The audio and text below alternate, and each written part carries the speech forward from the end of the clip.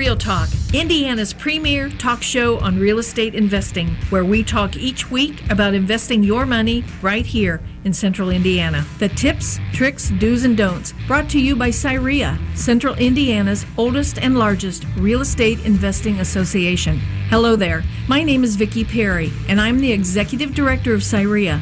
We have over 600 members, all active in or learning how to be active in real estate here in the Indiana market. This radio show is available on FM 95.9, AM 950, podcast on YouTube, and www.cireia.org. Join us each week as we talk about how you can make your money more active with better returns and help the community that you live in with real estate done the right way. Now, on with the show.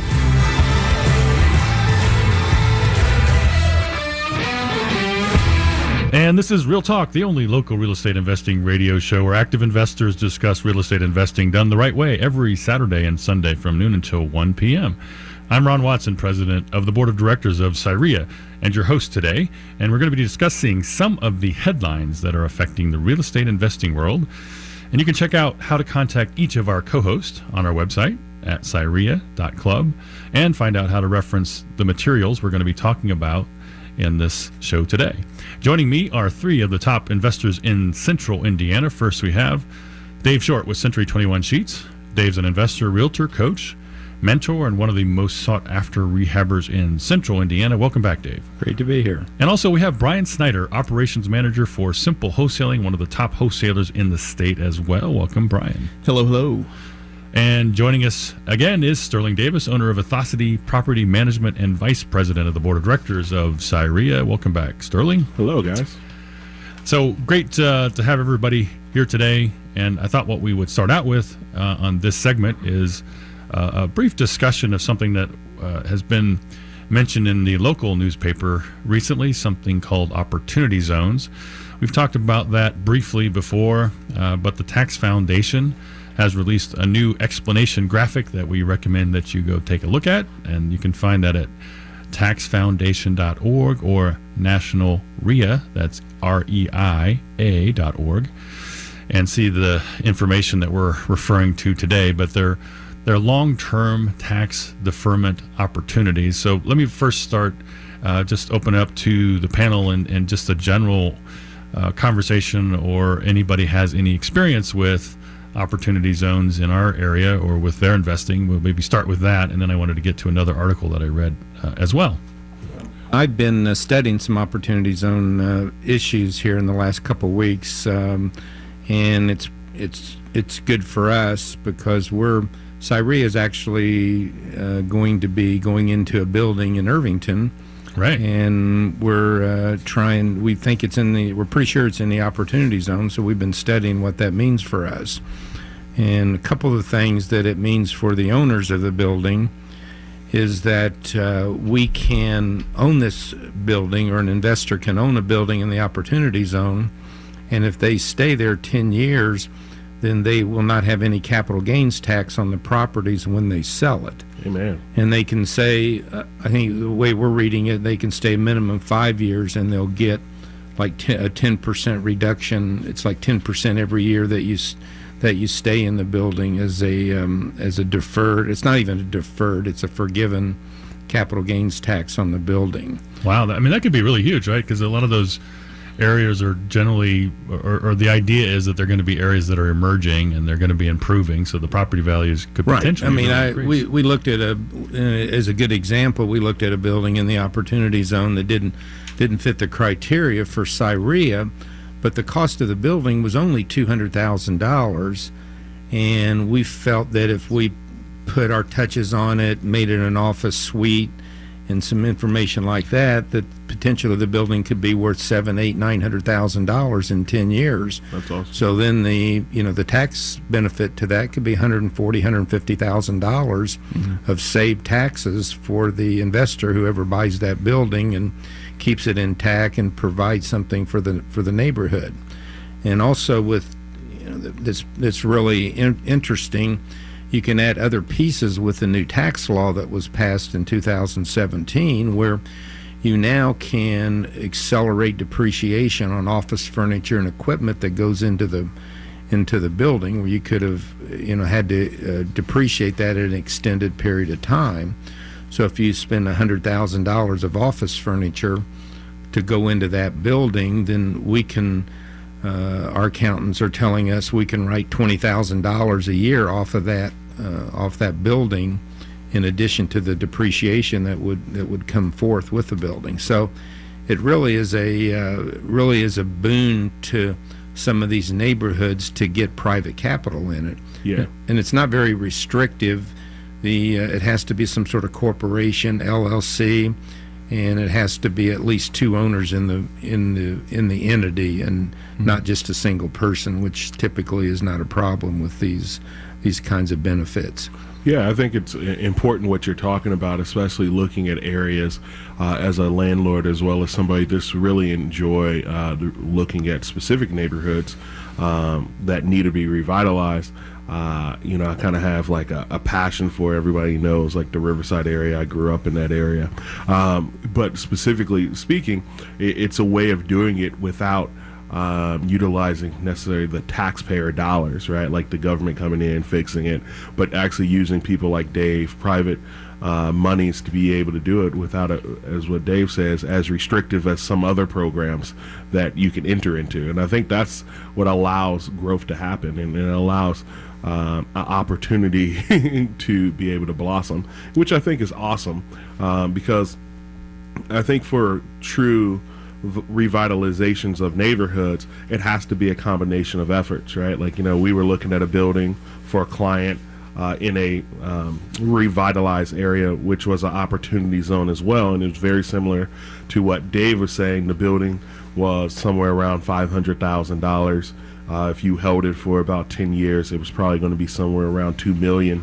But there was so much opportunity and growth that was happening around this building, you could easily see why this could be a great investment because of the other factors as well, which I find interesting, like how these things are divvied up too. Well, one of the things is really good. This is not government subsidized with reduced payments, reduced interest rates that cost the taxpayers dollars.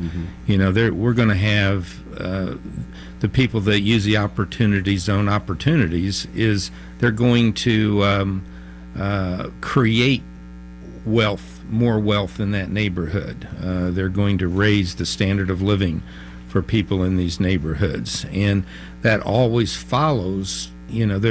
It's probably one of the smartest tax bills that's come along, or tax incentives that's come along in a long time, because it lets people go into it in the private sector, and then if there need to be subsidies for housing, and where it can filter down to people that need subsidies to be in houses in these neighborhoods. I was reading. Oh, go ahead. No, I was just reading this article, and I thought it was really interesting on fundrise.com, and it was saying, like, unlike existing programs designed to stimulate private investment in low-income communities, opportunity funds can self-certify without need for approval from the U.S. Treasury Department. This means opportunity funds are managed entirely in private markets, with the administrator of the funds falling solely on it, which I think is important because when we were looking at buildings with CIREIA, we came across a building run that was in an opportunity zone, but the person that was holding the funds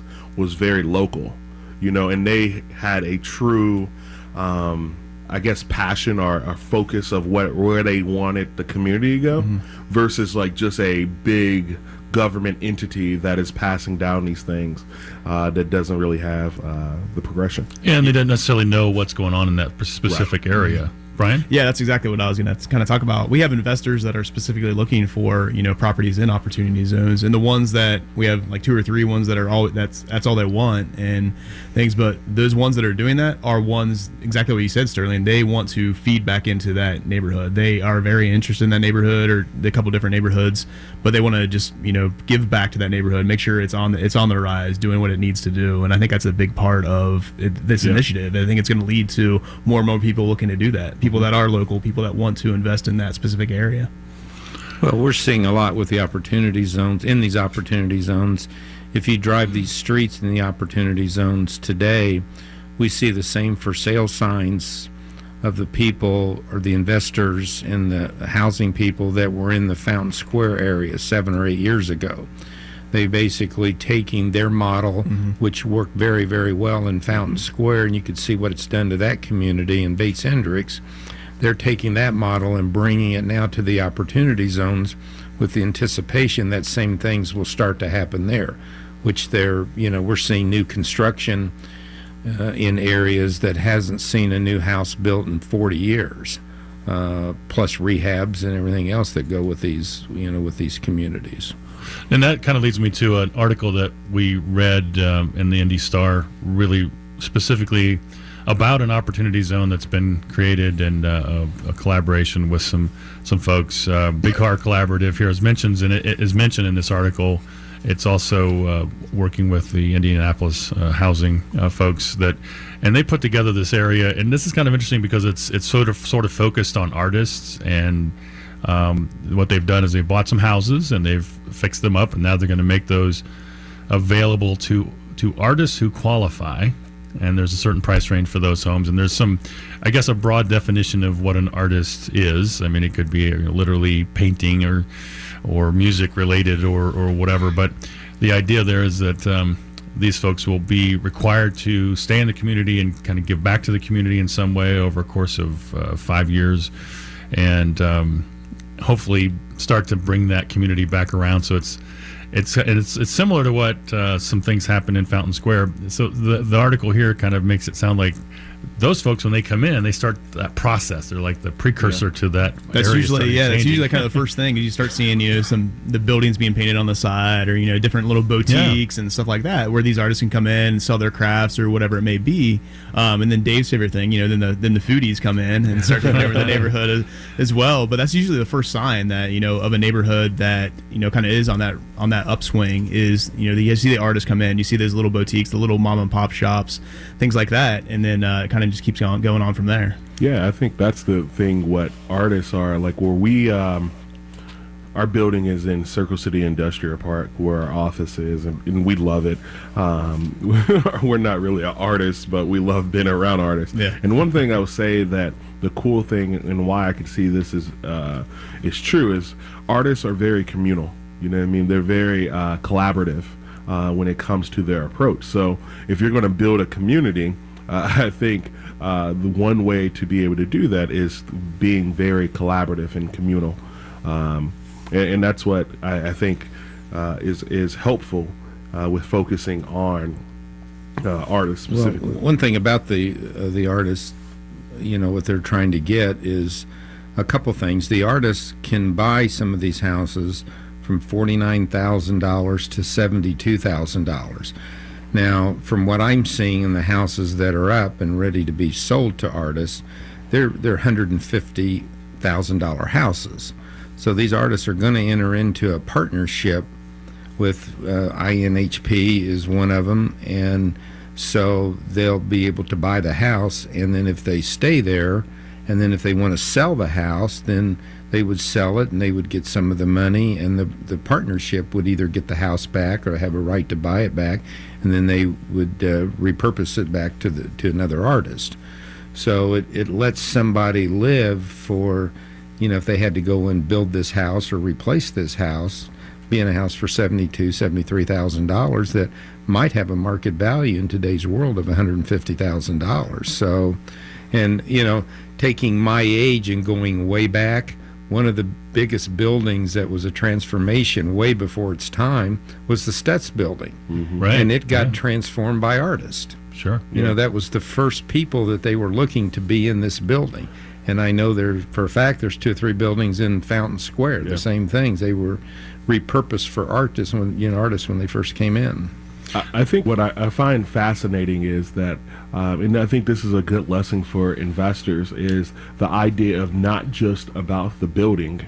I tell people all the time, you can grow and flip houses all day, but if you are not building the community and the fabric of what it is, then it won't blossom. Like, it's kind of that connected tissue, like that special sauce, right. Like, you know what I mean?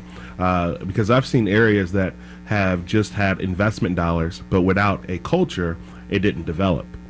So I think it's very important to look at these things, especially when you start talking about the growth of neighborhoods. Yeah, exactly. And, in this article it says here, it quotes, artists are on the front wave of gentrification. So that's kind of interesting, right? And then they're going to kick them out at the end. And then, Thank you for developing my neighborhood. Get out. hopefully it doesn't work that way. But and these houses that we're talking about are on Cruft Street. There's apparently 5 homes that are ready to go now. There's some other ones, though, that are mentioned in this article. So the Community Development Corporation Near East Renewal plans to develop 20 to 50 houses, and those would be available at 80% or less of the median income as part of the Community Land Trust. And then there's another 16th Street and Monon Trail was selected as the first site for Lift Indy, and that's another program that's going to be created in one of these opportunity zones. So there's a number of them in the city. And it's interesting, Brian, that you said that some of your investors are looking specifically for those types of opportunity zones. Yeah, I mean, definitely. We have one investor specifically that I can think of that basically they were looking, or they reached out and said, hey, do you have anything in opportunity zone? Or I think they actually originally reached out for like one particular house, said, hey, can we look at this one? We think it's an opportunity zone. We looked at it from there, and they're like, oh, yep, it is. They did their research on it, and yeah, it fell in the opportunity zone. They did their thing. They bought it, and we were like, we had 3 other houses actually that we have had a little bit of trouble selling. We looked at them all. They were all in opportunity zones. Mm-hmm. Send them back over to this buyer, and they're like, yeah, we'll take them like right away. Are they specifically interested because of the tax advantages or incentives? Yeah, so they're just, they're buy and hold investors that are going to hang on to them. They plan on hanging on to them for a while. Right. And then, they need to have that 10-year plan of being able to hang on to them, wait for those neighborhoods to come up on the rise, and then after 10 years, we'll see what happens with them and stuff like that. But they're willing to invest in them for that period of time. Yeah, I mean it's a good thing. I mean it's not bad that people want to go into these areas and they want to make money. It's a long-term investment for the people you're talking about. But at the same time, it does provide those opportunities for people that need a place to live, and it's not. Well, we need to be cautious and tell anybody that's wanting to buy an opportunity zone to talk with your accountant to make sure he's giving them the correct information, because I'm not sure. I don't know what the situation is. Can you buy a single-family home, keep it for 10 years, and not have to pay capital gains tax? I don't know that that's a process that can be done. And the thing is, I think you have to do your research, like what Dave is saying, but also I think you need to look historically. This isn't the first time programs and things like this is rolled out, and historically you will see that things like opportunity zones have taken place, and they haven't always worked. So you need to be very cautious about it. It is an opportunity. I think it's a good one for investors, but not everything is 100%. Well, I think in a lot of in our case, we have a lot of people that even at the single family homes, they know that area is going to be on the rise, and that's why they want to invest right now with those single family homes and stuff. Yeah. Yeah, that's a great point. I mean, it's an opportunity, but it's not a guaranteed opportunity. Right. Yeah, I mean, absolutely. You do have to still pay attention and make sure that what you're trying to do makes sense. Mm-hmm. In the area in which you're investing. So that's a good point. Hey, why don't we take a quick break here, and then we'll get back to the program right after this message.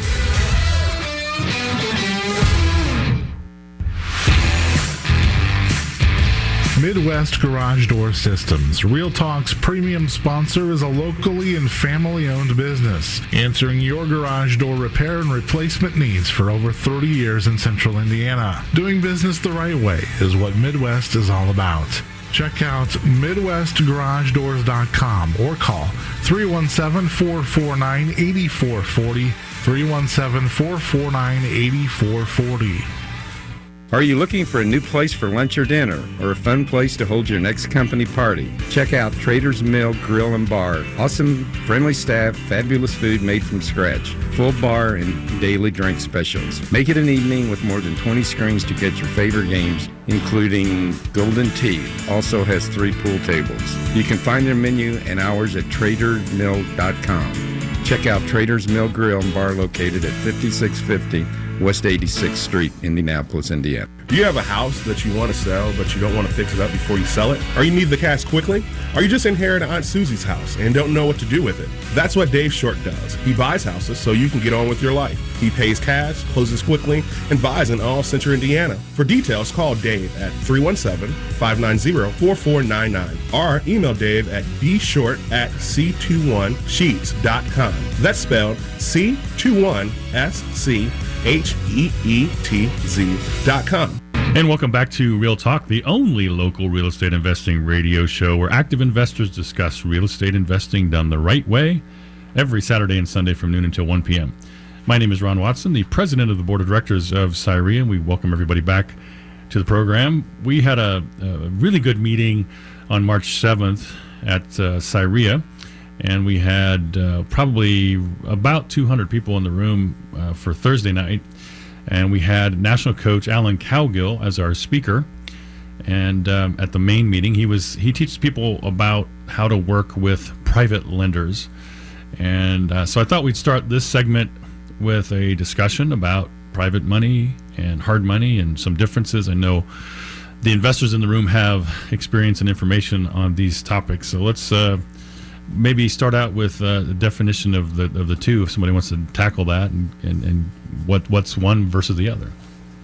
Well, I think Brian might have a different definition than me, but close, and I'll start out with mine. When I think of private money, I think of individuals wanting to loan investors money at a predetermined rate, which is potentially less than hard money cost. Hard money I would define as a mortgage company who loans for flipping properties, for rehabbing properties on a short-term basis, and they normally have a much higher interest rate or cost of funds. So that's kind of the two definitions, and after Brian and Sterling give their definitions, then we can kind of talk about what the differences is.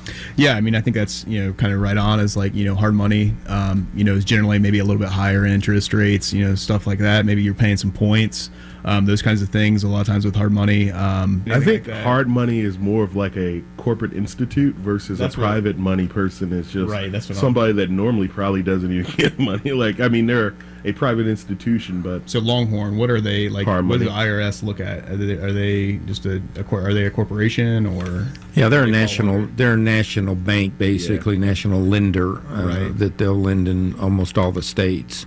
Yeah, and I think we have some local, what they define as hard money lenders too, that make their own choices as far as the type of properties that they'll do.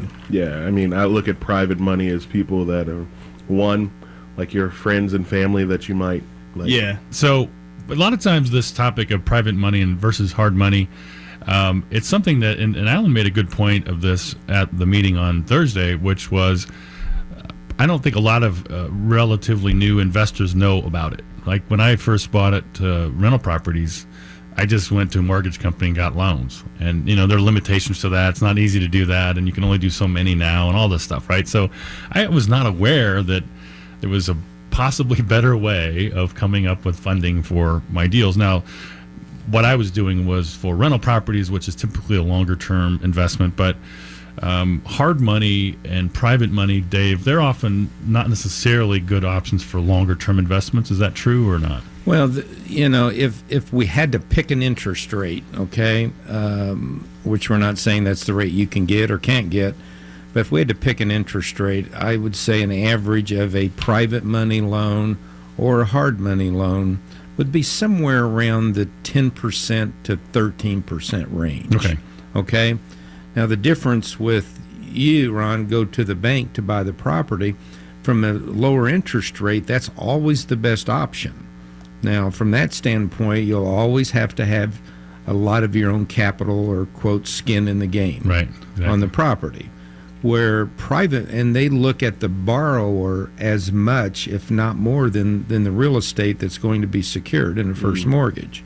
Great where point. Where the private lender, the hard money, let's go the hard money first. The hard money lender, they're going to look at the property and their ability to recover their funds back.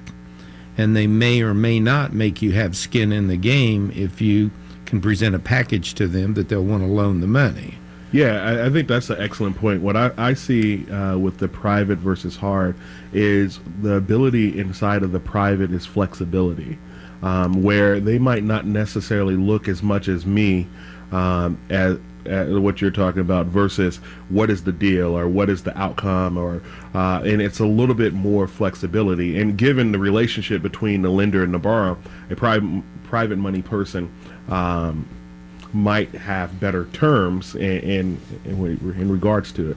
Well, private money terms, or private money versus hard money is, if I put it in categories, okay, the lender, the bank, if they're going to loan you money, they're going to want 25% down in the project. They're going to give you an interest rate around 5%. They're not as concerned about the outcome of the property because they're loaning you as an individual money. So they don't care what you do with the property within reason. Where the private money, the house is important, but it's normally a relationship money that's being loaned. I use a lot of private money. They're loaning me money based on my past results and past history.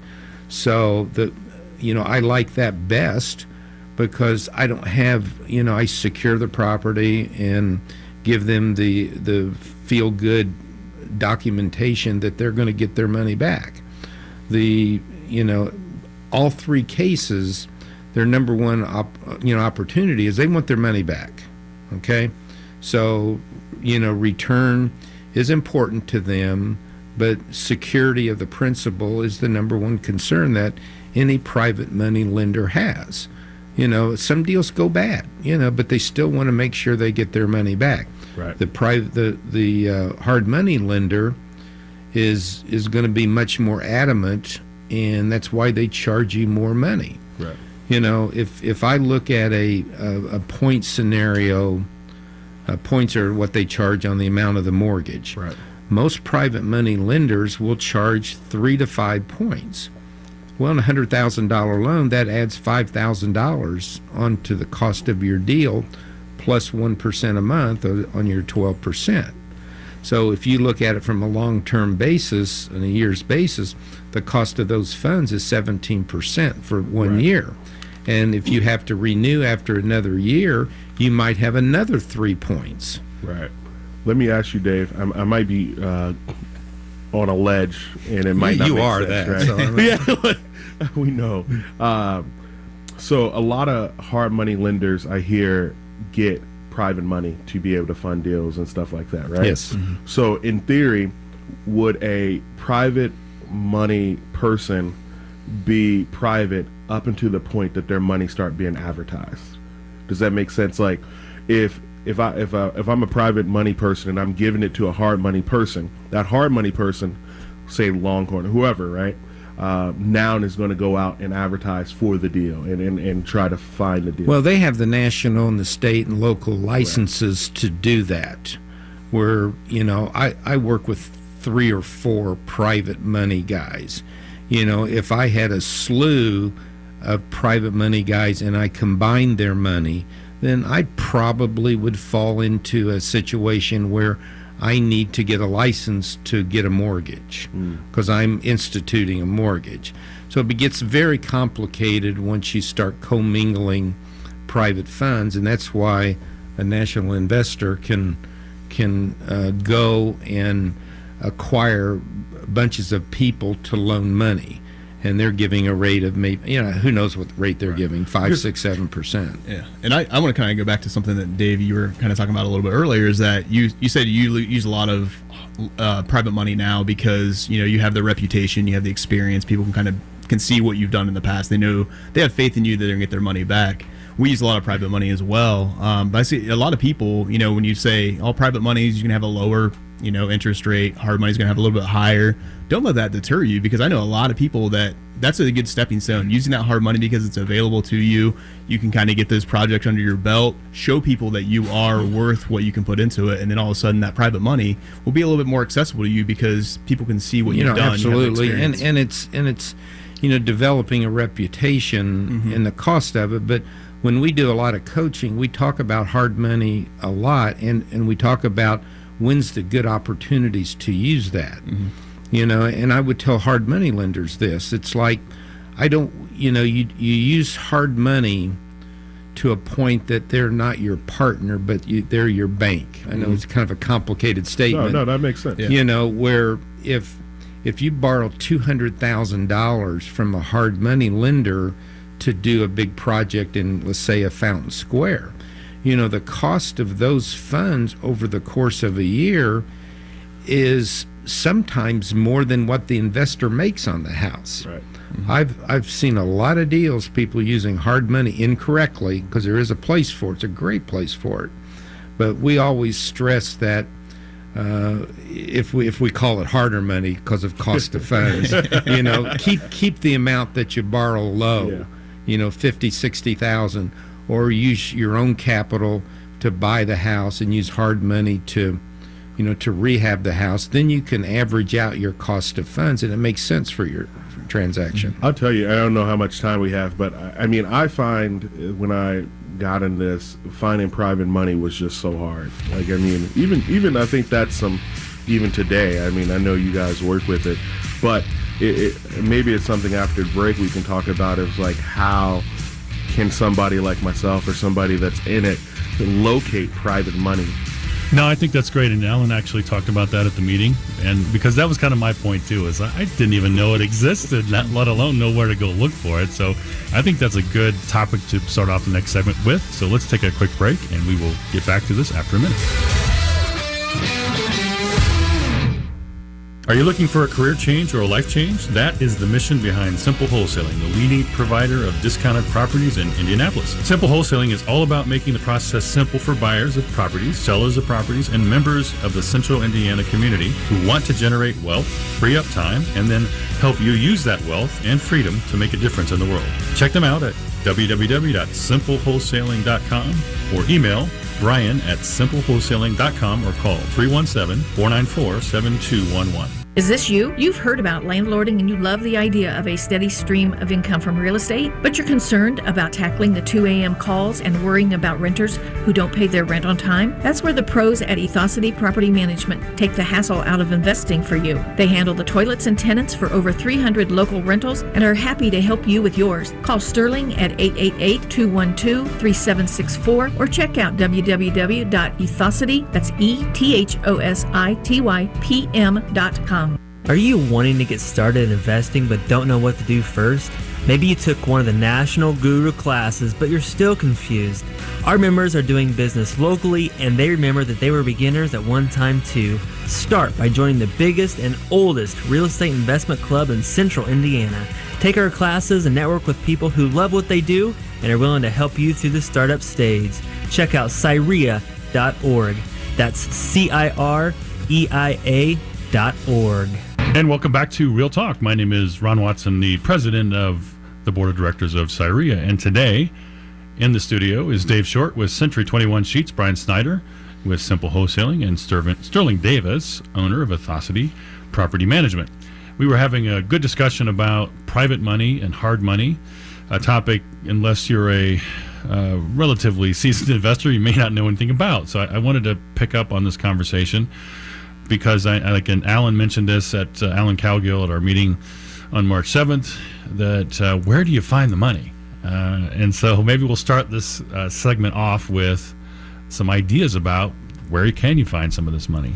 Well, during the break, Sterling asked, hey, I'm still kind of looking for it. How do I do it? And how do I find it? Well, Alan, for instance, is one of the best teachers on how to do that. I took his class about 4 years ago, and at the time I had asked the same question Sterling had asked. Where do I find the money to do my flips? I had a previous partner that kind of backed out and didn't want to do it anymore, so I was looking for the money.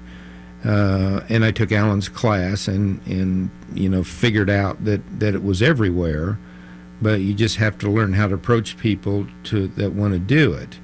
The beauty with private money is, and one of the things it stresses, and just for newbie investors that's out there looking, if you'd still want to get in on Alan's class, you could still do it, and it's money well spent if you want to learn how to acquire money. But it's easy as long as you have a good presentation with money. There's a lot of people without asking for money if you give them a good presentation on what you're doing, have a plan, have a track record. Sometimes a track record is a good plan. It doesn't have to be that you've flipped 50 houses in the past 4 years to have a track record. You've bought a home, you've managed it, you run a business, you've managed it. You just got to show you can manage what you do. And one of the things that we really stress when we talk about private money is the first thing is we want to stretch and make you feel warm and fuzzy that you are going to get your principal back. Now, that's one of the things it's a staple for it in what I try to do, that investors will get your money back even if you lose a little bit on it. You're not at risk for your principal. Mm-hmm. So, no, that's great advice, because I think one of the things I thought was fascinating was we oftentimes look at finding it solely by people that have liquidity or liquid cash, right? Mm-hmm. And not the people, like, for example, I started thinking about it. I was like, my mom and dad, they started investing with their IRAs and stuff like that.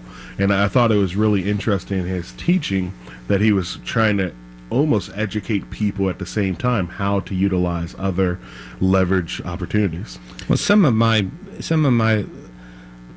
better investors that I've acquired and used over the years, and they come and go like everything, is that I made really good presentations to 2 or 3 people thinking that they had the money or had the kind of capital that I needed to expand my business and take it to the next level. And after talking with them, I just said, okay, I don't think this is for you. Mm-hmm. I don't want you to put money out there that is at risk, right? Or that you may need back in a short term. So by just being honest with them and telling them that, then all of a sudden I get 3 calls from their friends that say that, hey, you talked to so and so, and we have some private capital that we would maybe like to deploy, and then all of a sudden you've been referred, and now that acquiring that funds has been was a lot easier. Yeah. But it's like the presentation has to be the same on it, and if you're going to borrow from your mom or dad to do a flip, you still need that presentation to make them feel warm and fuzzy, and that they're not just loaning it to you because, hey, I'm your son, you need to give me the money. And they know that you're an idiot. Like, so it better be a good presentation. You didn't even clean your bedroom, let alone. Like, why would I think I manage my money? Yeah. Exactly. So, that's how a lot of people start off with the private money. It's usually family members and stuff like that. But then once you have that presentation, like Dave was talking about, it all of a sudden it becomes a conversation. It's not like, hey, Sterling, I have this opportunity where you can make some money if you loan, it's nothing like that. We're basically like, hey, I had this situation where somebody, a doctor I knew had an extra $50,000 they were looking to invest. He invested with us for a year. At the end of the year, he got, we gave him $55,000 back, something as simple as that. You just have this kind of conversations. All of a sudden it's like, oh, whoa, that's a pretty good return. How do I get involved in that? Right. And like Dave was saying, then all of a sudden, if you can help one person out, then you have other people that are going to be looking out for you as well. I imagine, and maybe I'm wrong, right? Because this is, like I said, this is so new to me, to be honest. Like I've been using my own money, but is it something to the advertising of saying like, hey, I need money for a deal? Like, because what you're talking about is a referral source to a certain degree. Once you start advertising, you're in a different, that's what I was potentially thinking. In a different world, and so it's. I don't think from a newbie trying to raise capital, he needs to keep it within a circle that he has developed over the course of time, and that just it makes sense rather than going out and it's hard to tie all the loose ends together if you're dealing with somebody that's totally unknown to you. And that's me, okay? Yeah. Because I think, like, you don't want to cross over to securities and things, guarantees and things like that as well. You don't want to get too far. Yeah. Somebody said in one of our meetings to stay in your lane. Was that the term that they used? Stay in your lane, bro. Right. But as I was listening to the conversation, I also wanted to look at it from the other side of the coin, right? So, because we do have a lot of people that listen that are interested in real estate investing, but they don't necessarily have the appetite to go out, find a house, find the people to rehab it, and then sell it. So maybe they want to be in real estate investing, but they want to provide the money for it, right? So what's the advantages to them? We've talked a little bit about that, the interest rate. What are some benefits to those people that maybe have some cash that are sitting in their investment accounts, and this is a good way for them to... I know Brian can address it, and I can too, is first of all, newer people trying to go out and get money.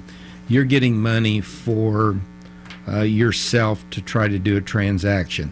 You're not selling the benefit to the investor. You're giving them a tremendous benefit with rates of return that they're getting based on what they can go out into the public and get a return.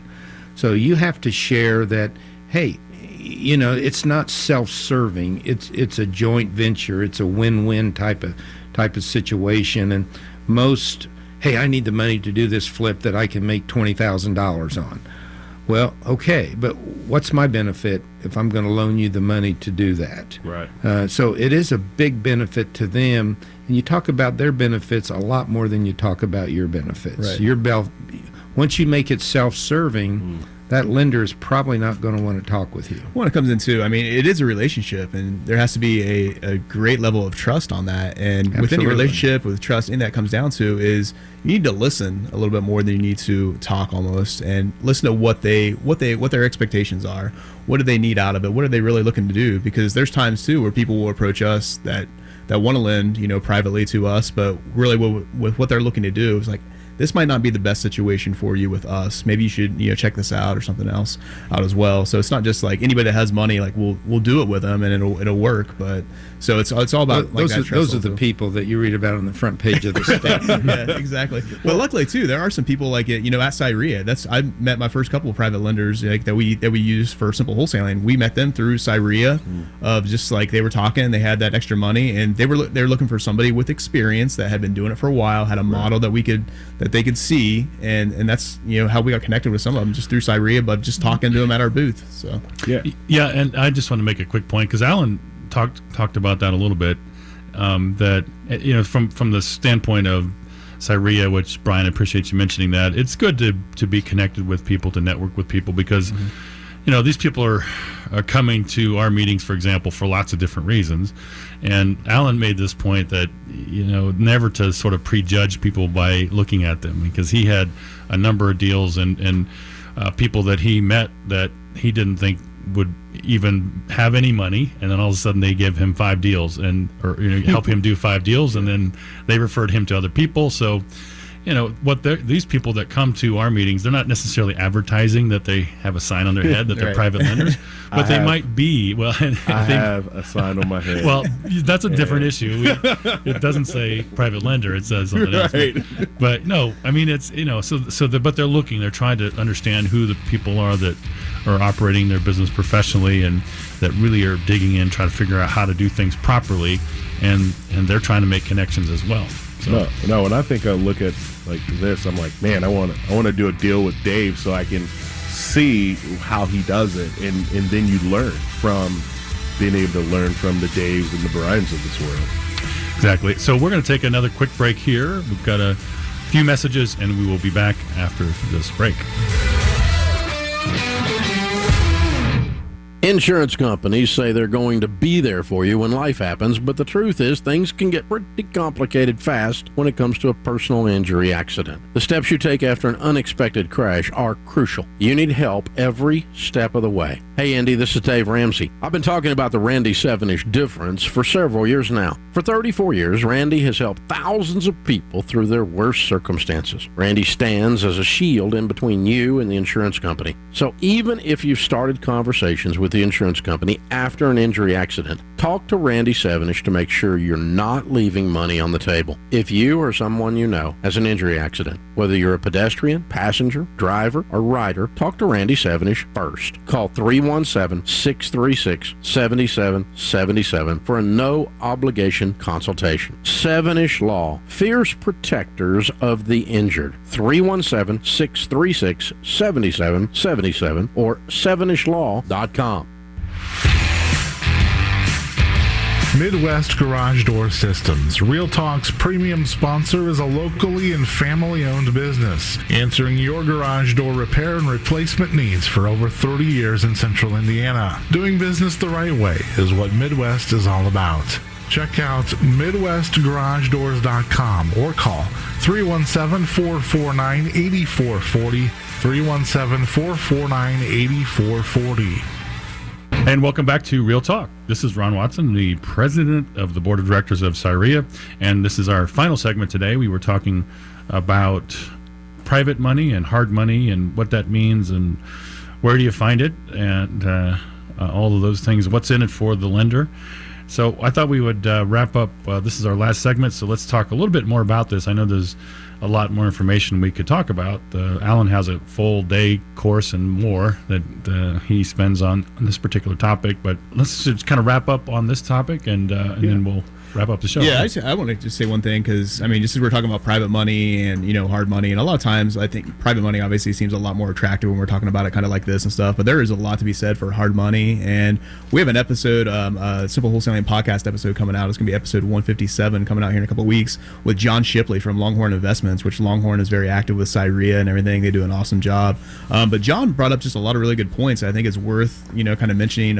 I always think of hard money, I always think of just flips and people just buying a property, putting that getting that hard money loan and then just fixing it up, selling it off, and then paying off their whatever they owe left on it. But he's brought up a lot of good points of how a lot of people use hard money for their rental properties as well, where they lend on a higher percentage out for rental properties. And I don't know, Sterling, do you have an experience with that, with some of your investors maybe using that for the BRRRR strategy and then paying it off and refinancing? Or? Yeah. We have done it several times with our investors with the BRRRR strategy. It seems actually, like we were talking about in the break, Dave made a point of being able to have that cash flow of the rents and stuff, because it does have a little longer seasoning period, 6 months to a year most times.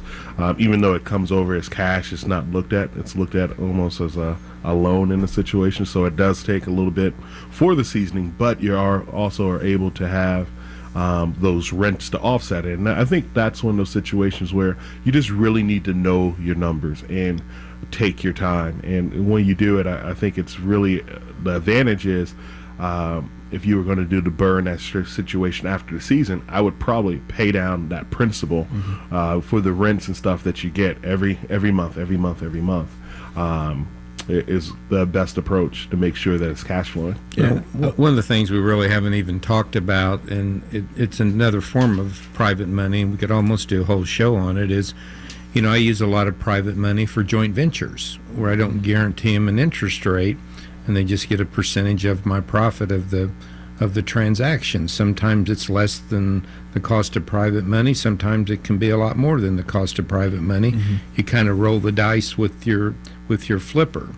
But I would say in regards to private money and or hard money is that especially the newbie, the guy doesn't have a lot of experience. He needs to figure out how he can have some skin in the game, because the more skin in the game you can bring to a private lender, then the more likely they'll want to loan you money.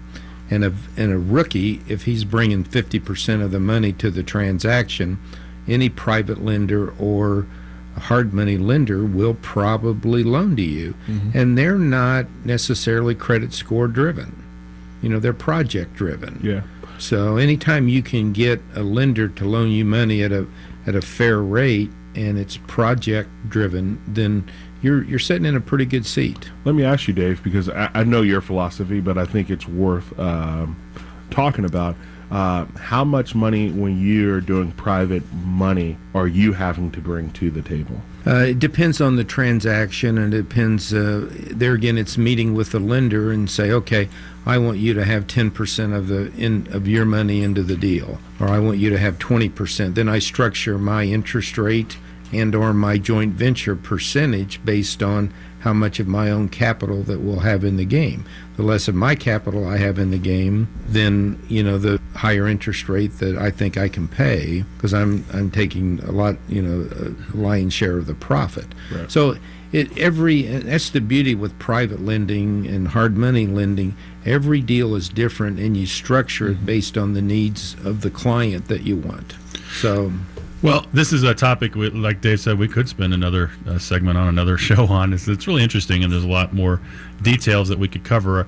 Unfortunately, we're almost out of time with this episode. So what we're going to do now, I want to go around the room, give everybody a chance to provide us a tip of the week and their contact information, and we'll go from there. Brian, would you like to start? Yeah, definitely. Thanks, Ron. So Brian Snyder with Simple Wholesaling. You can reach out to me. The best way is email at brian@simplewholesaling.com. Check out our website, too, just simplewholesaling.com. Has a bunch of articles, an ebook, podcasts, and you can check out all of our properties on there as well that we're looking to sell. So my tip of the week is just coming from, when I think about hard money, I've seen a lot of people go ahead and do that first, maybe hard money transaction, but not ask as many questions as they should.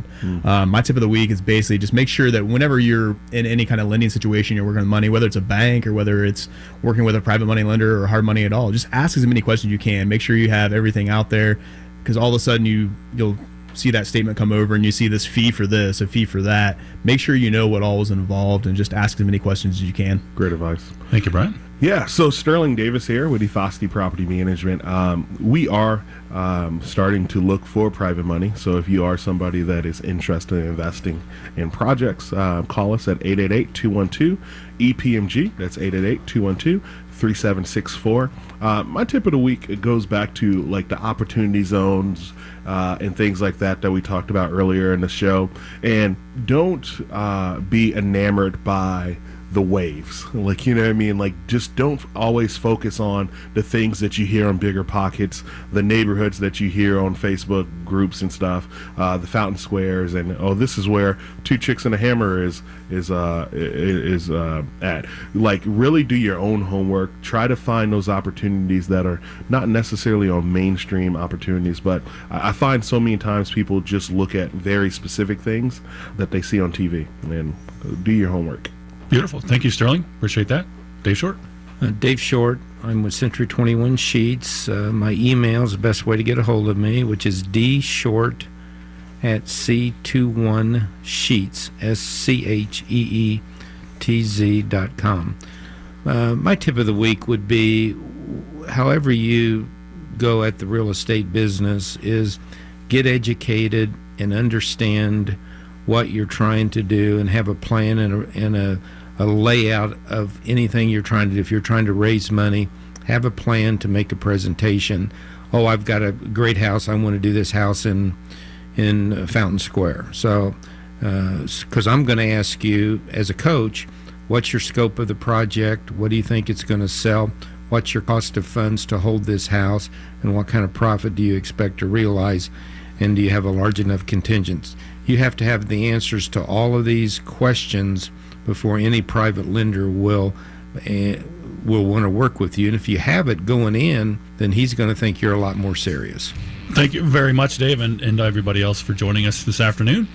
My name is Ron Watson, the president of CIREIA, and you can reach me at president@cireia.club or stop by my restaurant at Traders Mill Grill, 5650 West 86th Street.